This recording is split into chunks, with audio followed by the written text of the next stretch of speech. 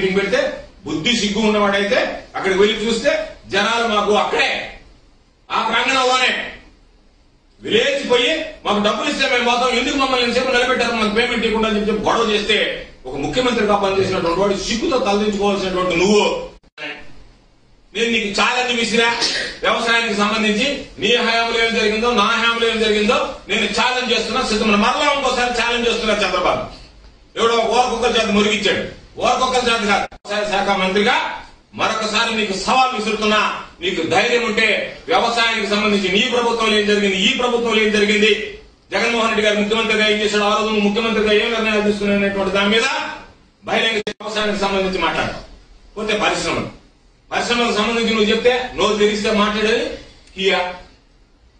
ఏది మాట్లాడు, కూర్చున్నావా Kia, నిలబడ్డావా Kia, అన్నం తిన్నావా కియా, కొడుకున్నావా కియా, మంచినీళ్ళు తాగావా కియా. కియా పరిశ్రమ యాజమాన్యం లేఖ రాసింది.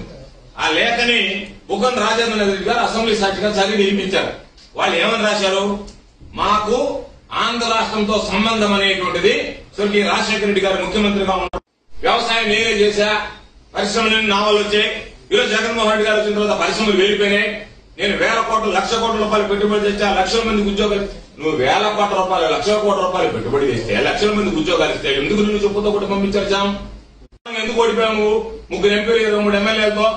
కారణం జరిగినటువంటి లోపాలు, నువ్వు చేసినటువంటి విధానం, నీ పరిపాలన తీరు చూస్తే ప్రజలు నిరాశించుకున్నారు, అసహించుకున్నారు, పనికిరావనుకున్నారు, తరివేశారు.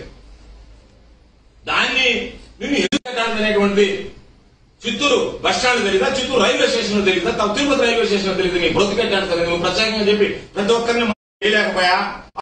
మొత్తం ఏ విధంగా అయితే నువ్వు ఆ రోజు ప్రవర్తించావో అమరావతి అని చెప్పి అమరావతి ఎన్న రింగ్ రోడ్ దగ్గర నుంచి అమరావతి రాజధాని దగ్గర నుంచి ఇచ్చిన జగన్మోహన్ రెడ్డి గారు 15,000 ఇచ్చాడు అమ్మఒడికి. నేను ఎంతమంది ఉంటే అంతమందికి ఇస్తా. జగన్మోహన్ రెడ్డి గారు 13,500 ఇచ్చాడు వైఎస్ఆర్ రైతు భరోసా, నేను 20,000 ఇస్తా. అక్కడ కర్ణాటకలో మహిళలకి ఉచితంగా బస్సు సౌకర్యం కల్పించాడు, తెలంగాణలో ఉచితంగా బస్సు సౌకర్యం కల్పించాడు, నేను కల్పిస్తా.